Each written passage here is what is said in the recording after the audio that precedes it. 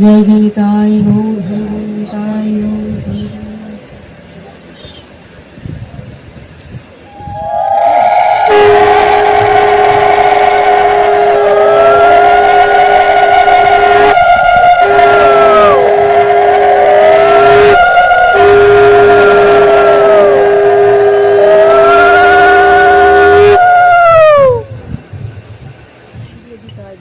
জয় নিতাই জয় গৌর হরি। রাধা মাধবের অপার করুণায় কলিযুগ পাবন অবতার শ্রী শ্রী গৌর সুন্দরের অহেতুকী কৃপায় আজ সোদপুর নিবাসী এই যে ভক্ত গৃহে এই ভক্তদের সান্নিধ্যে আমার শ্রী শ্রী রাধা মাধবের চরণতলে আসতে পেরে নিজেকে নিজে অতি ধন্যাতি ধন্য চিরকৃতজ্ঞ বলে মনে করি। তাই গৌর হরি গৌর হরি।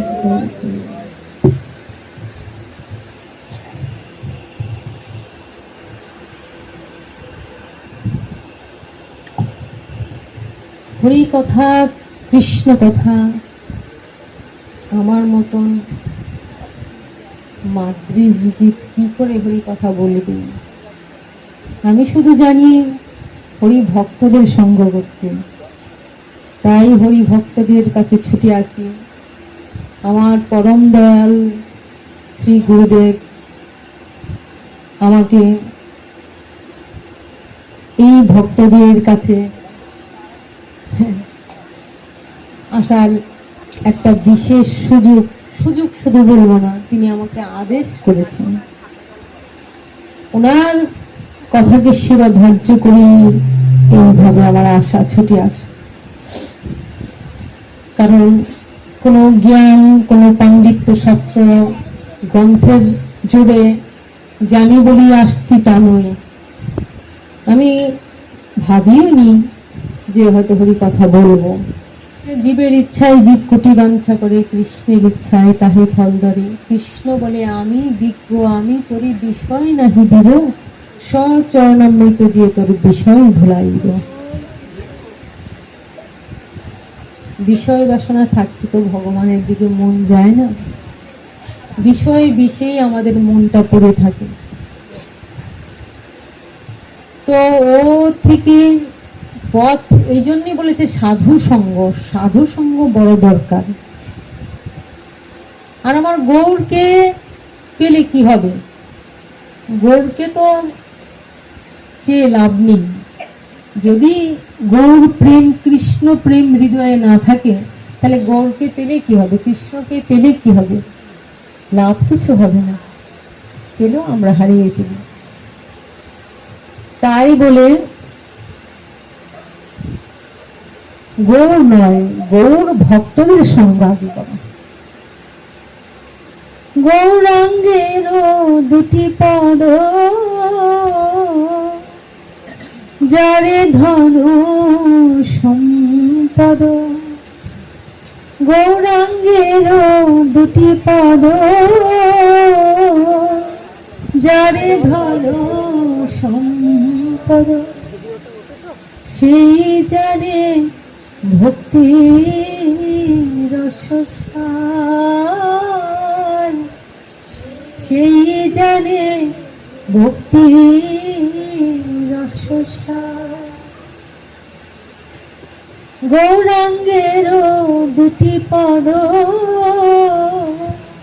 যারে ধন সম্পদ, সেই জানে ভক্তি রসসার। যে গৌরাঙ্গের নাম লয় তারে হয় প্রেম, তারে মই যাই বলিহারি। আমার গৌর প্রেম রসার নবে শীত রঙ্গে যে বা ডুবে। গৌর প্রেম রসার নবে শীত রঙ্গে যে বা ডুবে। সে রাধা মাধব অন্তরঙ্গ, সে রাধা মাধব অন্তরঙ্গ। আমার গৌর প্রেম রসার নবে শীত রঙ্গে যে বা ডুবে। গৌর প্রেম রসের নবে সে তরঙ্গে জীবা ডুবে, সে রাধা মাধব অন্তরঙ্গ আমার, সে রাধা মাধব অন্তরঙ্গ। সে গৃহে বা বনেতে থাকে হাগরাঙ্গ বলে ডাকে, গৃহে বা বনেতে থাকে হাগরাঙ্গ বলে ডাকে। দাসী নরোত্তম মাগে তার সঙ্গ, দাসী নরোত্তম মাগে তার সঙ্গ।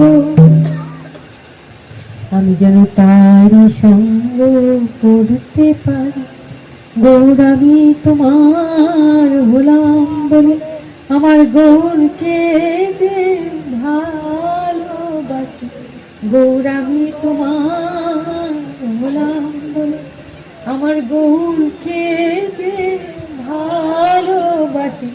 বলি এক জন্মে না জন্মে জন্মে, গৌর আমি তোমার হলাম বলে, আমার গৌরকে যে ভালোবাসি। আমি যেন তারি সঙ্গ করতে পারি। কি বলছে? গৌর সঙ্গ নয়, কি বলছে? গৌর ভক্তদের সঙ্গ। কারণ গৌর তো ভক্ত ছাড়া থাকে না গো। আর ভক্ত সঙ্গে না গেলে ভক্তি লাভ করা যায় না, আর ভক্তি লাভ না করলে ভগবানকে তো ধরে রাখা যায় না। তাহলে ভক্ত সঙ্গ আগে চাই।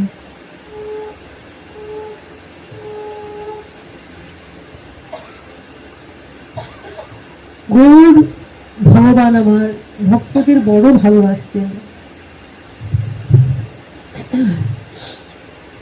তাই যদি আমরা গৌর প্রেম লাভ করতে চাই তাহলে গৌর ভক্ত সঙ্গে যেতে হবে। যে ভক্ত গৌর অন্তগত প্রাণ, গৌর ভিন্ন আর জানে না, গৌর চরণে নিজেকে বিকিয়ে দিয়েছে, সেই ভক্তের সঙ্গ করতে বলা হয়েছে। কেননা ভক্ত সঙ্গে এমন, যদি শুদ্ধ ভক্ত হয়, শুদ্ধ ভক্ত না হলে হবে না। ভক্ত বীজ ধারণ করে ভক্ত হয়ে আমরা আছি তাহলে হবে না। শুদ্ধ ভক্ত ছাড়া শুদ্ধ প্রেম সঞ্চারিত হবে না। যে কোনো ভক্তর সঙ্গ করলে আমাদের চোখ দিয়ে অশ্রু আসবে না, ওই সঞ্চারিত ভাব ভক্তি আসবে না। যে শুদ্ধ ভক্তের সঙ্গ আমরা করি অটোমেটিক সেই ভাবধারা আমাদের মধ্যে সঞ্চারিত হয়ে যায়। তাই আমরা শুদ্ধ ভক্ত খুঁজি, তাই আমরা ভক্ত সঙ্গে চলতে চাই। কারণ ওই ভক্তের সঙ্গে যতদিন পর্যন্ত না আমরা করছি ততদিন পর্যন্ত আমরা সেই ভক্তি লাভ করতে পারি। আর যখনই ভক্ত সান্নিধ্যে গিয়ে আমরা চলতে থাকি, ভক্ত চরণ ধরি মস্তকে ধারণ করতে পারি, তখন কি হয়, খুব দ্রুত আমাদের মধ্যে সেই ভাব ভক্তি প্রেম সঞ্চারিত হয়ে যায়। বলছে সেটি কেমন? বলছে যেমন একটা ছোঁয়াচে রোগ আছে না, আমরা দেখি তো কারো যদি ছোঁয়াচে রোগ হয়, ধরেন যেমন হাসি কাশি রোগ হয় না, আমরা বলি না ওর কাছে যেও না, ওর কাছে গেলে কি হবে, ওই ছোঁয়াচে রোগ হবে। করোনার সময় কি দেখা গেছে, করোনা হলে আরেকজন ভয়ে গেছে না তারও করোনা হয়ে গেছে, কিন্তু এতে জীবন শেষ হয়ে গেছে। কিন্তু শুদ্ধ ভক্তের কাছে গেলে কি হয়, এটাই গৌর। শুদ্ধ ভক্তের এই হাওয়ায় হাওয়ায়, শুদ্ধ ভক্তের সঙ্গে সঙ্গে আমার মধ্যে শুদ্ধ ভাব খুব দ্রুত সঞ্চারিত হয়ে যায়, যেটা কিনা আমি একা সাধন করে সাধনার দ্বারা কোনদিনই লাভ করতে পারবো না। কিন্তু শুদ্ধ ভক্তের সংস্রবে আমাদের ওই শুদ্ধ ভাবগুলি চলে আসে। জয় রাধিতাই হরিবল। তাই ভক্ত সঙ্গ আগে চাই, ভক্ত সঙ্গ ছাড়া আমাদের ভক্তি লাভের কোনো পথ নাই, আর ভক্তি লাভ ছাড়া আমাদের ভগবানকে পাওয়ারও কোনো উপায় নেই।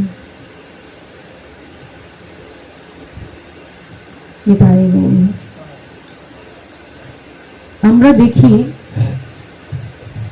অনেক সময় আমরা এখানে একটু বলে নিব হরি কথা বলার আগে। দেখেন এখন আমাদের শুদ্ধ ভক্ত পাওয়া দুরূহ ব্যাপার, কঠিন। শুদ্ধ ভক্তকে যারা কোনো অর্থকরী প্রাচুর্যের মধ্যে দিয়ে, অর্থকরীর মধ্যে দিয়ে হরি কথা বিতরণ করে না, হরি নাম বিক্রি করে না। ব্যবসা প্রতিষ্ঠান তো অনেক আছে, কিন্তু হরি কথা যারা মনে করে, হ্যাঁ এমন আছে কেউ হয়তো কিছু দিয়েছে, কেউ কিছু নিয়েছে, সেটা ভগবানের দান হিসেবে, তাও ঠিক আছে। কিন্তু কেউ আছে না যে এত টাকা না দিলে পাঠ করবো না, এই না দিলে আসবো না। ওদের কাছ থেকে অবশ্যই হরি কথা শ্রবণ করা উচিত না। এখন তো এই কন্ট্যাক্ট ছাড়া হরি নাম হয়ই না, এত টাকা না দিলে হরি কথাই হবে না। অপ্রিয় সত্য কথা বলে যাচ্ছি। শাস্ত্রে বলেছে ওদের মুখ থেকে হরি কথা শ্রবণ করতেও নেই। যারা এত টাকার বিনিময়ে হরি কথা শোনাবে, হরি না হলে হরি কথা কি করবে না, বলে তাদের বদন থেকে হরি কথাও শ্রবণ করা উচিত নয়। শুনতে মধুর হলেও, শুনতে ভালো লাগলো, কিন্তু তাদের মুখ থেকে হরি কথা শ্রবণ করে আমাদের মধ্যে প্রেম ভক্তি সঞ্চারিত হয় না। কেননা সে নিজেই তো বিষয় বিষের মধ্যে ডুবে আছে, সে নিজেই তো কামনা বাসনায় জড়িত। আর কি, আর যে আচার করে না, আচার করেন কেহ না করি প্রচার, প্রচার করেন কেহ না করি আচার, আচার প্রচার যেই করেন তিনি আচার্য, তিনি জগতের গুরু। তাই গৌর হরি বল। আচারও থাকতে হবে, তার মধ্যে প্রচারও থাকতে হবে। আচারটা কেমন? শুদ্ধ ভক্তের আচার ভগবানের সঙ্গে, তার ভগবানের সঙ্গে সম্পর্কটা কেমন, ভগবত কথার মধ্যে কেমন থাকে, ভগবানের মধ্যে কেমন ডুবে থাকে, ভগবত কথা দিয়ে কত জনকে তিনি ভগবানের দিকে এগিয়ে নিয়ে যাচ্ছেন, এইগুলি থেকে আমরা বুঝতে পারি শুদ্ধ ভক্তকে। ভগবানকে আমরা কি দিতে পারি? ভগবানকে আমরা কিছু দিতে পারি? এই যে ভগবানের সেবার জন্য আমরা অনেক সময় দেখি কত জনরা কত কিছু খুঁজে বেড়ান, লাড্ডু, মন্ডা, মিঠাই, লাফড়া, ব্যঞ্জন, কত রকম কিছু খুঁজে। আসলে ভগবান কি এগুলির কাঙ্গাল গো? ভগবান কি এগুলি চান? এইসব কিছুই ভগবানের দরকার নেই। কিন্তু যেটা ভগবান আমাদের কাছে চান, ভগবান আমাদের কাছে চান, চান তো ভগবান আমাদের কাছে চান, কি চান?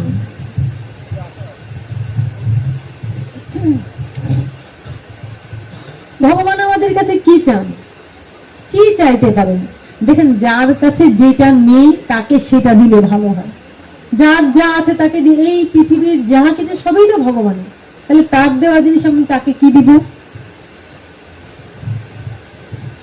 তার দেওয়া জিনিস তাকে দেওয়া তো অহংকার দেওয়া। তারই দেওয়া জিনিস আমি তাকে দিচ্ছি, আমার এটা আমার আমার ঘরের জিনিস দিচ্ছি, তো অহংকার দিচ্ছি। তার দেওয়া জিনিস আমি তাকে দিতে পারি, আর তিনি কি সেটা তো খুশি? কিন্তু আমরা দিতে পারি, সবাই তাকে দিতে পারি। কি দিতে পারি?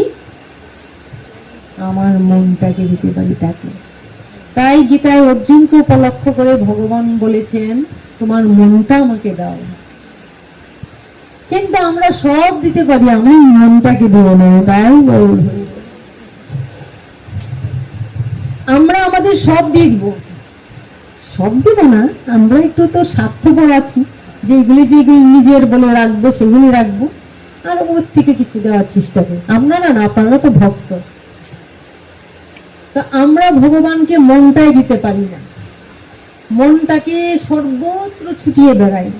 মনটাকে যদি দিয়ে দিলাম তাহলে তো সবই দেওয়া হয়ে গেল, তাহলে আমার আর দেওয়ার কিছু থাকে, অদেওয়ার কিছু থাকে? তাহলে ভগবান এই জন্যই বলছেন তোমার মনটা আমাকে দাও, তখন আর আমি এইটা দিচ্ছি ওইটা দিচ্ছি ওইসব কিছু আর থাকবে না। নিজেকে দিলে আর কিছু থাকার থাকে? তাই জন্য ঋষি কবি গানে গানে বলেছেন, ধাই যে সকল ভালো বাসা প্রভু তোমার পানে, তোমার পানে, তোমার পানে যাই। জয় রাধে। এই সাউন্ড করি না একটু ইয়েতে চলে আসবে।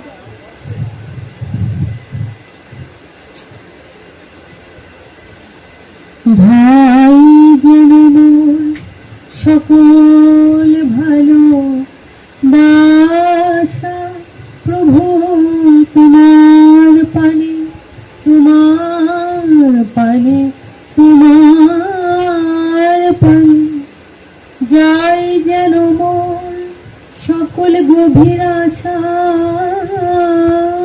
প্রভু তোমার টানে, তোমার টানে, তোমার টানে।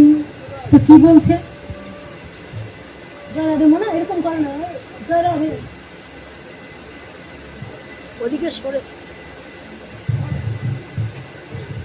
কি বলছে? ধাই যেন মোর সকল ভালোবাসা, মানে ধাবিত হয় যেন আমার সমস্ত ভালোবাসা তোমার পানে।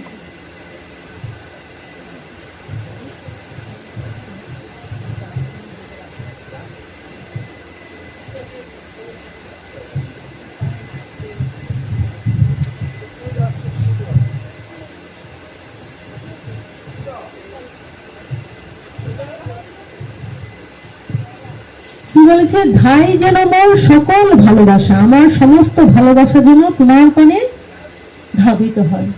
সকল ভালোবাসা, সকল ভালোবাসাটা কেমন? এই বাবার জন্য, মায়ের জন্য, পুত্রের জন্য, স্বামীর জন্য, স্ত্রীর জন্য, সংসারের জন্য, আত্মীয় পরিজনের জন্য, গৃহের জন্য, অর্থের জন্য যে টান, সমস্ত টানটা যেন তোমার দিকে যায়। তাহলে তো হয়েই গেল।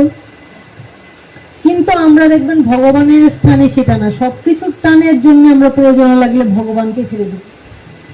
বলে যাকে পাইলে আর কিছু পাওয়ার দরকার পড়ে না, যাকে চাইলে আর কিছু চাওয়ার দরকার পড়ে না, আমরা তা চাইব না, কত কিছুই চাই। তাই যেন কবি আবার বলেছেন, আমি সকল কাজের পাই হে সময়, তোমারে ডাকিতে পাইলে। আমি সকল কাজে পাই হে সময়, তোমারে ডাকিতে পাইলে। আমি চাহি তারা সুখ, সুখ সম্মিলন, তব সঙ্গ সুধা চাইলে। আমি কার তরে দে আপন বিলায়ে, ও পদ তলে বিকাইলে। আমি বাহিরের দুটি আখি মেলে চাই, মন আখি মেলে চাইলে। দেখেন কি বলছে, আমি কতই যে করি বৃথা পর্যটন, তোমার কাছে তো যাইনে। আমি সবারে শিখাই কত নীতি কথা, মনে শুধু শিখাইলে। আমি সকল কাজে পাই হে সময়, তোমারে ডাকিতে পাইলে। আমি কত কি যে খাই ভস্য আর ছাই, তব প্রেম অমৃত খাইলে। ভাবেন, জিভের লালসায় যে জীব এতি উতি ধায়, সে জীব কখনো কৃষ্ণ। জীবের লালসায় তো আমরা কত কিছু দিচ্ছি, কিন্তু ভগবানকে দিয়ে একটু সে প্রসাদকে আমরা ভক্তি করে গ্রহণ করার চেষ্টা করি।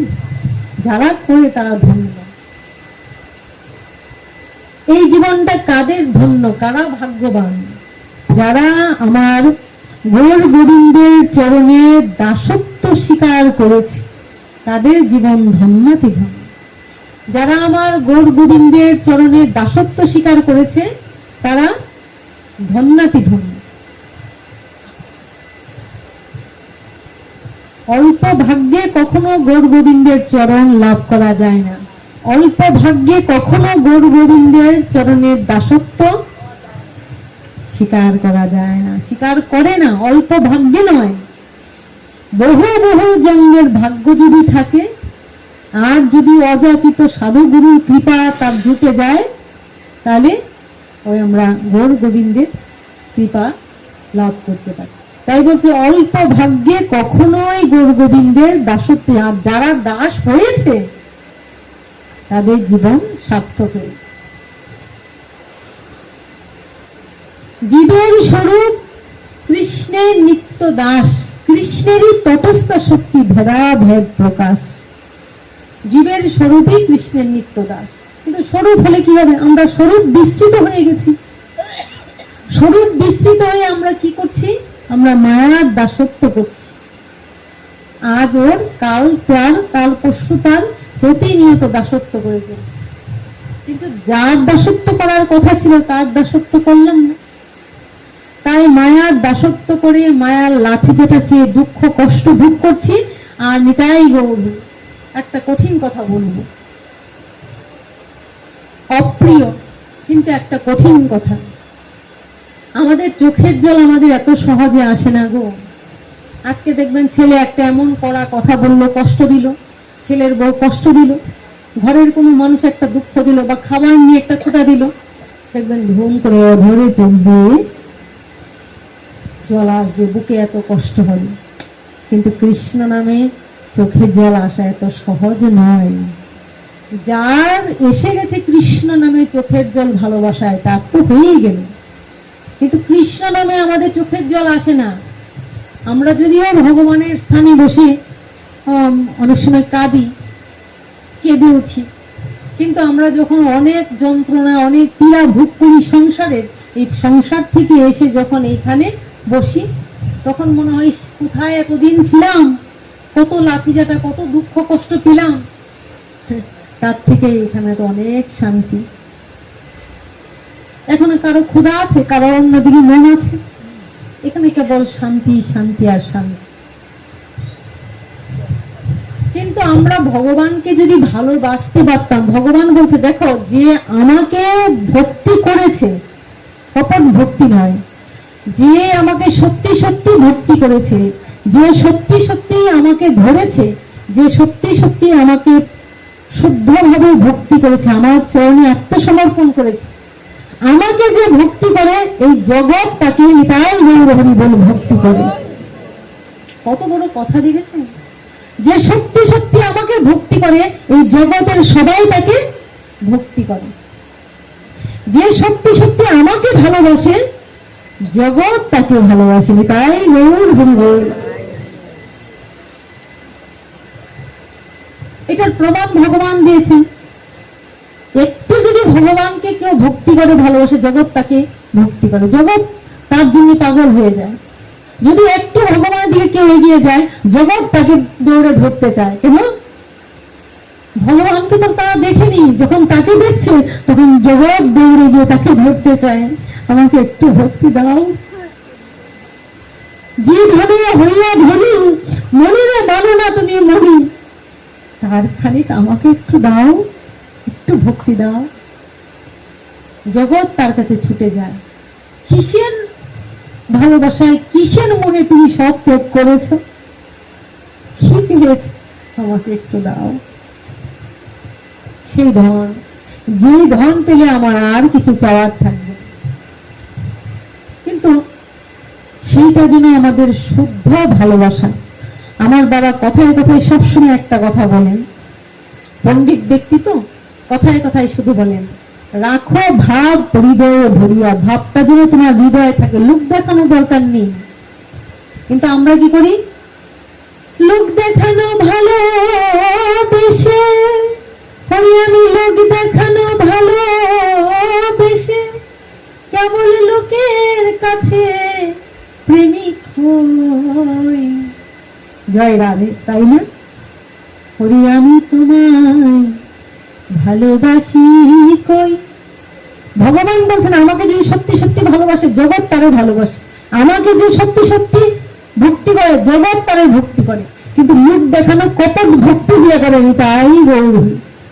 ওই ভক্তি দিয়ে মানুষের মনকে জয় করা যায় না, ওই ভক্তি দিয়ে মানুষকে টানা যায় না, কারণ কপট ভাব আছে। তাই বলছে ওরে যে যাহারে ভালোবাসে সে বাঁধা রয় তার প্রেম পাশে। ওরে আমার নয়নে নাই এক বিন্দু অশ্রু, যা দেখো তা বিষাদের সিন্ধু। ওরে আমি সংসার পীড়নে কাঁদি, আমি সংসার পীড়নে কাঁদি। সংসারে সবাই যন্ত্রণা দেয়, পীড়া দেয়, তাই আমি কাঁদি আর লোকের কাছে প্রেমিক হই। আমি তোমায় ভালোবাসি কই। অন্তরে অন্তঃস্থলে প্রশ্ন করো, তাকে ভালোবাসো না লোক দেখানোর জন্য ভালোবাসো?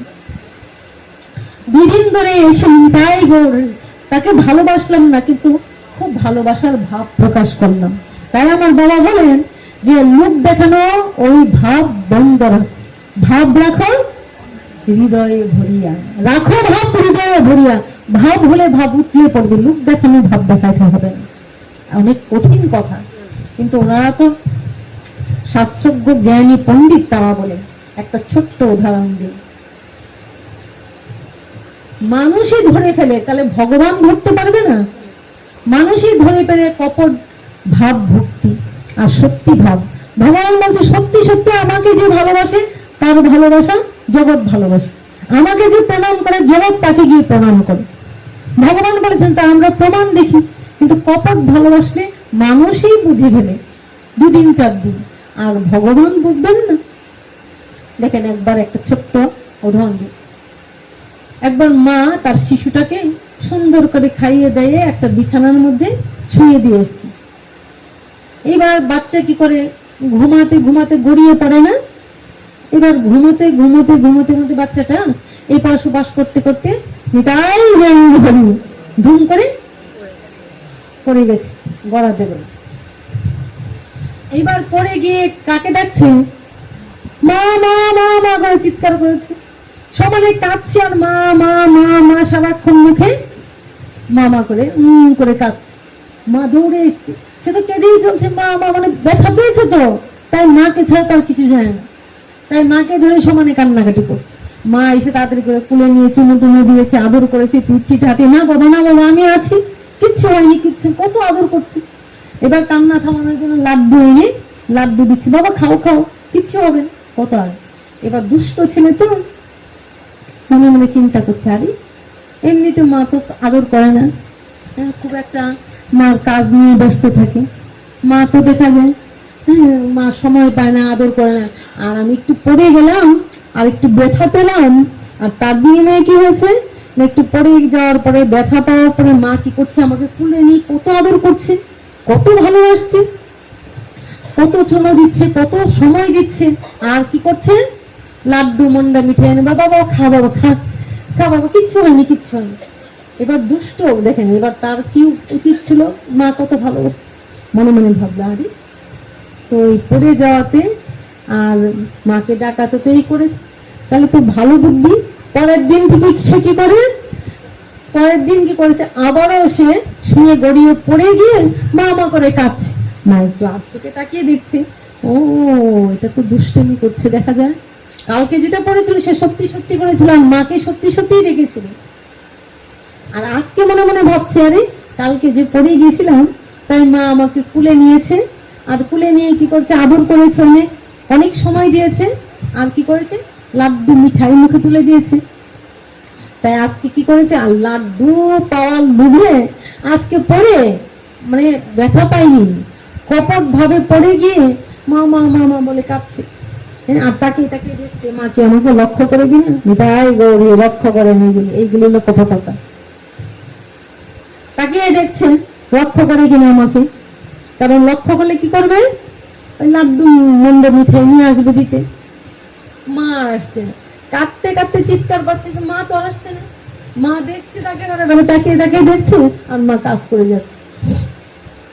এইবার হাত পা ঝেড়ে টেড়ে পরিষ্কার হয়ে মার কাছে, আচ্ছা মা কালকে যখন আমি পড়ে গেলাম কাঁদলাম, তুমি আমাকে দৌড়ে গিয়ে কত আদর করলে, কত কুলে নিয়ে কত চুমু টুমু দিলে, ভালোবাসলে, আবার ওই ফ্রিজ থেকে জিনিস থেকে বের করে লাড্ডু মন্ডা মিঠাই কত দিতে খাইতে দিলে, আর আমি এত কাঁদছি, কিন্তু তুমি তো আমাকে কুলে নিলে না, আদর করলে না।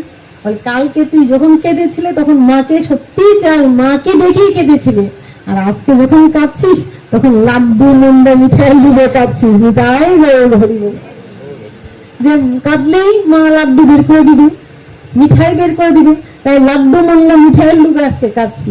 অর্থাৎ আমাদের অন্তরে অন্তঃস্থলে ভগবানকে ভালোবেসে আমরা কাঁদছি, নাকি লোককে দেখিয়ে ভক্ত হওয়ার জন্য কাঁদছি, ওটা নিজের মনে আগে প্রশ্ন করতে হবে। তত্ত্ব বলছে এইটা, আমার মনের মধ্যে মনেকে প্রশ্ন করতে হবে, আমি কি ভগবানকে ভালোবাসি? কোনো ভক্ত প্রেমে আঘাত নেবেন না, এগুলি আমার বাবা বলেন যে এগুলি বোঝা দরকার। যে একজনকে দেখলেই মনে করছি ভাব সঞ্চারিত হয়ে গেল, ভক্তের কাছে গেলাম ভক্তের সঙ্গে ভাব সঞ্চারিত হয়ে গেল না।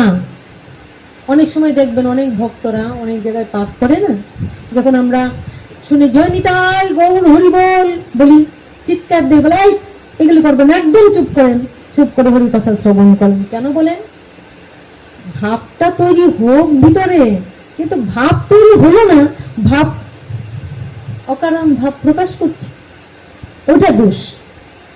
যেমন এখানে বাচ্চাটাকে কি দেখালেন, যে বাচ্চাটা যখনই সত্যি সত্যি মাকে ডেকেছিল, মা কিন্তু বউড়ে এসেছিল, এসে কিন্তু আদর করে কুলে নিয়ে চুমু টুমু দিয়ে মিঠাই দিয়েছে। এবার আজ যখন করেছেন মা কিন্তু দেখলেন ও তো কালকে লুকটা পেয়েছে যে ডাকলেই লাড্ডু দিবে, মন্ডা মিঠাই দিবে। তা আমাদেরও ভক্তদের মধ্যে কি ইচ্ছা হয়, আমাদেরও ভক্তদের মনের মধ্যে ইচ্ছা হয় কি যে আমাকে আর 10 জন একটু ভক্ত মনে করে যদি আমাদের নিতাই গৌর হরি বল। এই জন্যই ভক্ত কবি বলছেন, লোক দেখানো ভালোবেসে লোকের কাছে প্রেমিক হই, আমি তোমায় ভালোবাসি কই, তোমাকে কি আমি ভালোবাসতে পারি? আমাদের অন্তরে যেন কপট ভালোবাসা না থাকে, সত্যি যেন তোমাকে ভালোবেসে কাঁদতে পারি। কিন্তু আমি যে কাঁদলাম, লোকে এটা আমাকে দেখে বাহাবা দিবে, বা লোকে এটার জন্য আমাকে দেখে প্রশংসা করবে, এইটা যেন আমার অন্তরের অন্তঃস্থলেও না থাকে। তাই গৌর হরি বল, সাধু সাবধান, এটা যেন আমাদের অন্তরের অন্তঃস্থলে। আমরা তো ভগবানের ইচ্ছায়, গুরুদেবের ইচ্ছায় হরি কথা প্রচার করি, তাই করতে করতে ভাব ভক্তির কথা যেমন ভগবানের কাছে বলি, অপ্রিয় সত্য কথাটা আমাদের তুলে ধরতে হয়, তাই না? অপ্রিয় কথাটা তুলে ধরা কেন? তাতে আমরা সতর্ক হব, আমরা কিন্তু ভগবত প্রেম লাভ করার জন্য বসছি, আমরা কিন্তু ভগবানকে ভালোবাসার জন্য বসছি। কিন্তু ভগবানকে ভালো না বেশি ওই প্রাতিষ্ঠানিক সবার কাছে সুখ পাওয়ার জন্য, ভক্ত সাজার জন্য, মুখের কাছে বাহাবা পাওয়ার জন্য যদি বসলাম, এটাই গৌর হরি, তাহলে কিন্তু জাগতিক ভাবে আমাকে ছোটায় মারলো, আমি কিন্তু আর ভক্ত হতে পারলাম না গো। তাই আমার বাবা এই কথাটা খুব বলেন, অবশ্যই ভগবানের কথা শ্রবণ করতে করতে ভক্ত যদি হয়, তাহলে ভাব ভক্তি এক সময় আসবে, কিন্তু কপট ভাব যেন অন্তরে অন্তঃস্থলে না হয়। এখন এত কপট ভাবে দুনিয়া ভরে গেছে, যেমন আমরা দেখেছি রাবণ কি করেছিল, চট করে সাধুর বেশ ধারণ করে সীতা মায়ের কাছে গেছিল না, গিয়েছিল সীতাকে হরণ করার জন্য। কিন্তু যখন দেখলো না হরণ তো করা যাচ্ছে না, তখন কি করলো, কপট ভাবে সাধুর বেশ ধারণ করছে, একটা কমণ্ডল হাতে নিয়ে ভিক্ষাং দিহি ভিক্ষা চাইতে গেল। যখন দিল না, নিতাই গৌর, তখন ক্রোধ প্রকাশ করলো, আর কি করলো, অভিশাপ দিতে নিল। এমনি দৌড়ে সীতা বলছে, না না অভিশাপ দিও না, অভিশাপ দিও না, জ্বালা দিও, ঘৃণা দিও, অবহেলা দিতে চাও তাও দিও, অভিশাপ দিও না, অভিশাপ দিও না। আমি দিচ্ছি ভিক্ষা, এক্ষুনি ভিক্ষা দিচ্ছি। যেই গন্ডি থেকে বেরিয়ে এলো, এটাই চুলের মুঠি ধরে। তাই বলা হয় সাধু সাবধান, কারণ সাধু বলে কিন্তু আমাদের পদে পদে সাবধানতা হতে হবে। হ্যাঁ, যখন ভগবানের লীলাতে আমরা প্রবেশ করছি, ভগবানের কথা শুনে যেন সত্যি সত্যি আমাদের হৃদয় থেকে স্বতঃস্ফূর্ত ভক্তি আসে। স্বতঃস্ফূর্ত ভক্তিটা কেমন? যেমন ধরেন একটা মায়ের যদি একটা সন্তান হয়, একটা মা যে মায়ের সন্তানটা জন্ম দিল, সন্তানটা হওয়ার সঙ্গে সঙ্গে কিন্তু সন্তানটা জন্ম হওয়ার সঙ্গে সঙ্গে কিন্তু মাতৃস্তনে কিন্তু মাতৃসুধা কিন্তু স্ফুরিত হওয়া শুরু করে দিল না। সন্তানটাকে বুকে ধরলেই কি করবে, বাচ্চাটা কিন্তু দুগ্ধ পান করতে থাকবে। তার জন্য চেষ্টা করা লাগলো যে এই দুধটা কি করে তৈরি করবে। এই বাচ্চাটা হওয়ার পরে এই দুধটা ঝাল হবে, টক হবে, না নুনটা হবে, বা বেশি গরম হবে কি বেশি ঠান্ডা হবে, কে চিন্তা করেছেন? ভগবান। বাচ্চাটা যখনই তার জন্ম দেওয়া হয়ে গেল, সঙ্গে সঙ্গে তো মাতৃস্তনে অন্য মায়ের আসবেই কেন? অন্য মা যদি মনে করে তার সন্তান নেই, সে যদি চেষ্টা করে তার কুলে দেয়, তাহলে কি সেই বাচ্চাটা যদি দুগ্ধটা পান করে, তাহলে তার কি দুগ্ধ ধরা স্খলিত হবে গো? কোনোদিনই হবে না। যে মাটা সন্তান প্রসব করলো সেই মায়েরই কিন্তু স্বতঃস্ফূর্ত, এটাকে বলছে স্বতঃস্ফূর্ত, মানে কপট ভাবে তাকে প্রকাশ করতে হবে না, তার অটোমেটিক দুগ্ধধারা স্খলিত হবে। কি সুন্দর করে আমাদের উদাহরণ দিয়েছে, দেখেছেন? তাহলে যে ভক্ত তার স্বতঃস্ফূর্ত ভক্তি হবে, কিন্তু কপট ভাবে যদি করা হয় তাহলে কিন্তু ভগবান লাভ নয়, বরং আমরা ভগবানের লাভ করতে এসে ভগবান থেকে আরো দূরে সরে যাব। এই আত্মকামনা যেন আমাদের অন্তরের অন্তঃস্থল থেকে নির্মূল হয়ে যায়। নিতাই গৌর হইবেন, নিতাই গৌর হইবেন। এবার আমরা একটু রসে ঢোকার চেষ্টা করি। এটা বলার মানেটা হলো এইটাই যে দেখেন, দেখালো সাধারণ মানুষ, সাধারণ মা যদি সন্তানের ভাব বুঝতে পারে যে কে আমাকে ভালোবেসে করছে আর কে আমার কাছে কিছু পাওয়ার লোভে কামনায় করছে, তাহলে যিনি অন্তর্যামী আমার অন্তরের মধ্যে বসে আছেন, যিনি আমাদের সবার হৃদয়ে বসে আছেন, তাকে কি আমরা ফাঁকি দিতে পারবো গো? তাকে ফাঁকি দেওয়া সম্ভব নয়। তিনি সবার আগে দেখে ফেলবেন যে কে ভক্ত আর কে ভক্ত বেশ ধারণ করেছে। আমরা ভগবানকে ভালোবাসবো, ভালোবাসতে চাই, তাহলে ভগবানকে ভালোবাসতে হলে আমাকে কি করতে হবে? আমার যা কিছু আছে সব তার চরণে সমর্পণ করতে হবে, সব। হে প্রভু, আমি তো তোমাকে আমার কিছু সমর্পণ করতে পারি না, তাই তুমি কি করো, আমায় কেড়ে নাও। কারণ যাদের সঙ্গে আছে তারা তো ছাড়তে চায় না, কিন্তু আমি তো ভালোবাসতে পারি না, তুমি তো ভালোবাসো সবাইকে, তাই তোমার ভালোবাসা দিয়ে সবাইকে ধরিয়ে দাও। এই ভাবটা যেন আমাদের মনে থাকে, তার কাছে চাওয়ার ভাবটা যেন থাকে। চাইলাম না, পাইলাম না, পাওয়ার চেষ্টা করলাম না, কিভাবে তাকে পেতে হবে? পাওয়ার তো চেষ্টা করতে হবে। তাই যেন বলেছে গানের মধ্যে দেখি, কফুটা চোখের জল ফেলেছ যে তুমি ভালোবাসবে, এত সহজ। ছেলে বাড়িটা দিলে চোখের জল ঝরঝর করে পড়ে যায়, ঘরে যন্ত্রণা দিলে ঝরঝর করে পড়ে যায়, আর ভগবানের কাছে এসে বসলে ভগবানের জন্য চোখের জল আমাদের পড়ে না। পড়ে কি? কারণ তার সাথে আমার সম্বন্ধটা নাই। দেখেন আজকে রাস্তা দিয়ে একটা ছেলে, একটা মেয়ে, একটা নারী, একটা পুরুষ হেঁটে যাচ্ছে, তাকে দেখলো, কথা বললো, তার জন্য কোনো তার ভাব নেই, আছে? যখনই বাবা মা আত্মীয় পরিজন একটা ছেলেকে একটা মেয়েকে একটা সম্বন্ধ যুক্ত করে দিল, এই আজ থেকে তোমরা দুজন স্বামী স্ত্রী, অগ্নি সাক্ষী রেখে লোকজনের মাঝখান দিয়ে তাকে যুক্ত করে দিল, আজকে থেকে কিন্তু সে জেনে গেল ও আমার, আমিও। তার জন্য কিন্তু তার ভাবটা হতে থাকে না? তখনই কিন্তু সে জানে, রাস্তা দিয়ে আরো 10 জনকে দেখলেও কিন্তু তার মনে হবে না, কিন্তু জানে ওইটা আমার নিজের লোক। আবার উনিও জানেন ও কিন্তু আমার নিজের লোক। তাহলে ভগবানের সঙ্গে আমার এই সম্বন্ধটা তৈরি করতে হবে। সবাইকে দেখলে ভালো আছো, ভালো আছো, একটু শুনলাম কেউ মারা গেল, হারে মারা গেল, কিন্তু ঘরের লোকটা কিছু হলে এরকম হবে? কারণ জানি ও আমার আপনজন।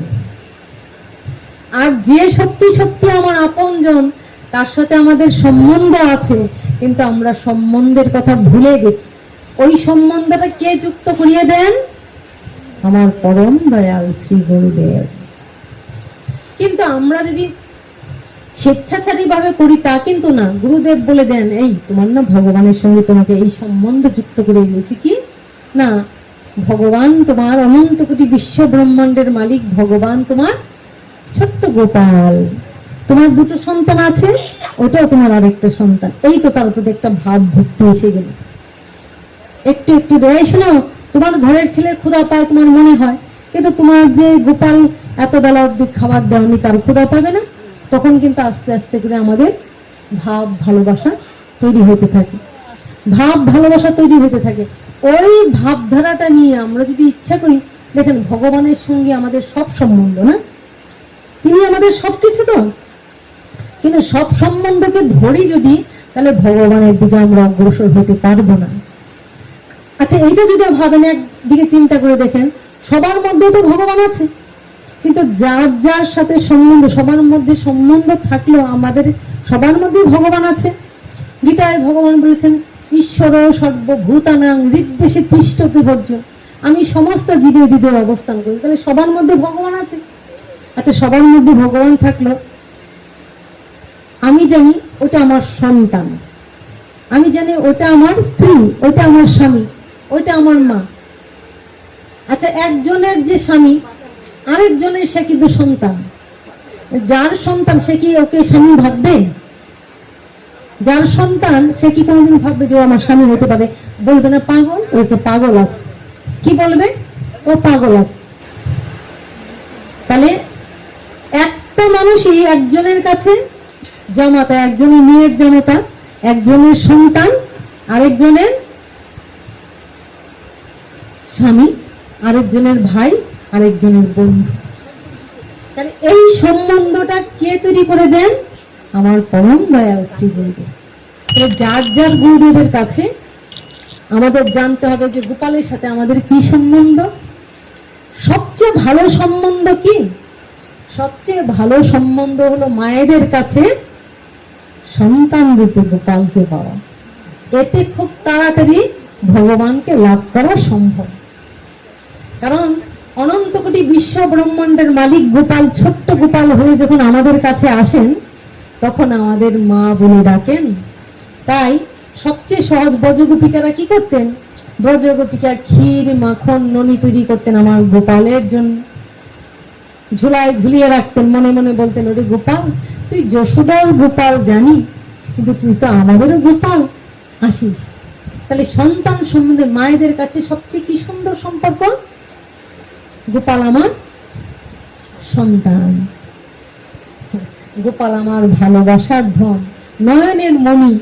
তাহলে মায়েরা যদি গোপালকে নিজের সন্তান জ্ঞানে যার যার ঘরে চিন্তা করে, তাহলে আমরা অতি সহজেই গোপালকে সন্তান রূপে লাভ করে ফেলতে পারি। অবশ্যই এটা গুরু প্রদত্ত ভাবে আমাদের জেনে নিতে হয়। এবার একটা ছোট্ট লীলা আমরা আস্বাদন করি, ছোট্ট একটা লীলা, খুব সংক্ষেপ করে। জয় রাধে। একটু সময়টা আমাকে বলতে হবে আপনাদের, কয়টা বাজে। ছোট্ট একটা লীলা বলে যায়, সেই লীলাটা অবশ্য 6:50। ছোট্ট একটা লীলা, একটু রসলীলা। এখানে আমরা বললাম ছোট্ট গোপাল আমার কুলের ছেলে। আজকে একটু হাসির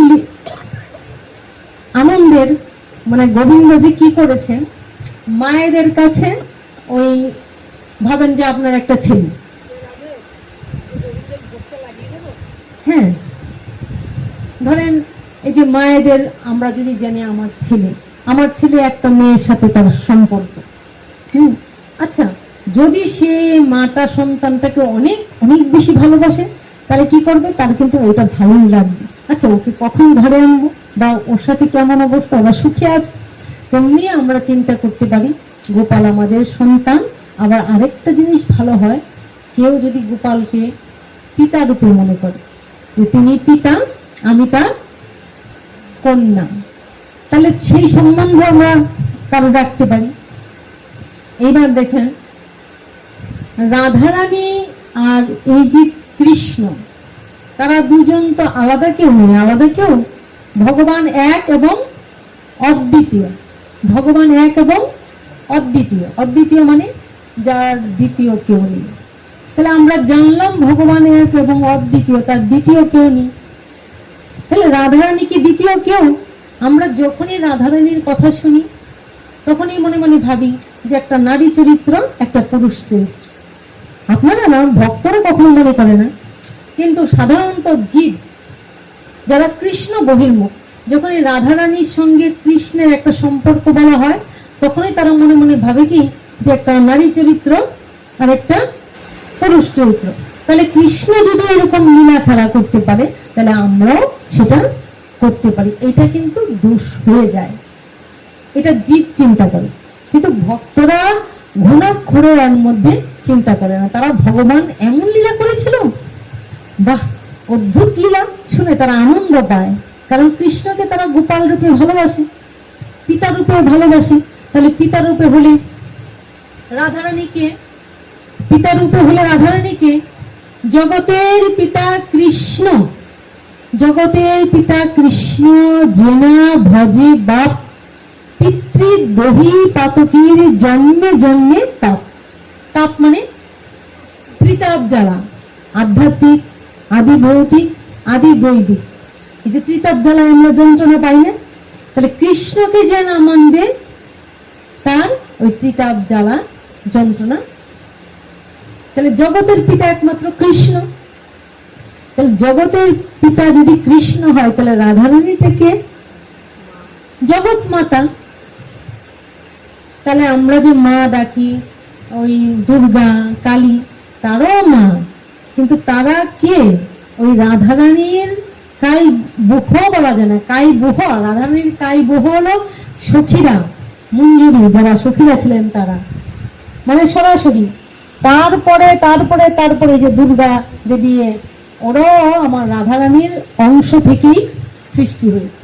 তাহলে পূর্ণকে রাধারানী, পূর্ণকে অনাদিরাদির গোবিন্দ সর্ব কারণের কারণম ভগবান হলেন পূর্ণতর, পূর্ণ, পূর্ণতর, পূর্ণতম। আর রাধারানীও ঠিক তাই। কারণ যেহেতু গোবিন্দ কি করলেন, রাধারানীকে বাম অঙ্গ থেকে সৃষ্টি করলেন, মানে ভগবান চিন্তা করলেন জীবের কাছে কি, জীবের সঙ্গে কি আমি লীলা করতে পারবো?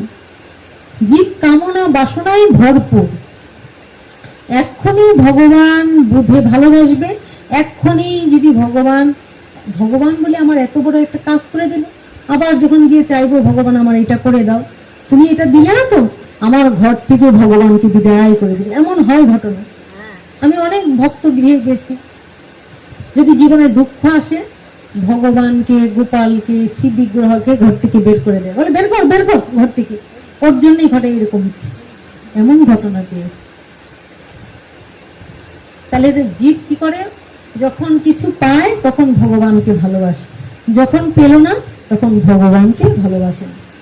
আচ্ছা, এইটা অনেকের কঠিন মনে হয়, কিন্তু এটা আমি পেয়েছি অনেক ঘরে। হয়তো কেউ কারো ঘরে মারা গেল প্রিয়জন, তখন সে কি করে, যখন খুব প্রিয়জন কেউ একজন মারা গেল তখন মনে মনে ভাবে কি যে ওকে ভালোবাসি, ওই রকম করছে, ওকে ঘর থেকে বিদায় কর, ওই এসব করছে।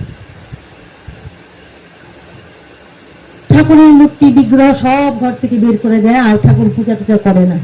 আমার প্রমাণ, আমি নিজে দেখেছি এরকম কত ঘরে তারা আর ভগবানের পূজা করতে চায় না, ঠাকুর দেখলো না। আর এইটা তো আপনারাই প্রমাণ দেখবেন, অনেক সময় দেখা যায় অনেকে নাম করে, ঠাকুর পূজা করে, কিন্তু কষ্ট এলে বলে এত নাম করি, এত ভালোবাসি, এত ভগবানের নাম জপ করছি, তাও ভগবান আমাকে দুঃখ দিচ্ছে। বলি তো, এত নাম করি, এত ভগবানকে ডাকছি, তাও ভগবান আমাকে দুঃখ দিচ্ছে।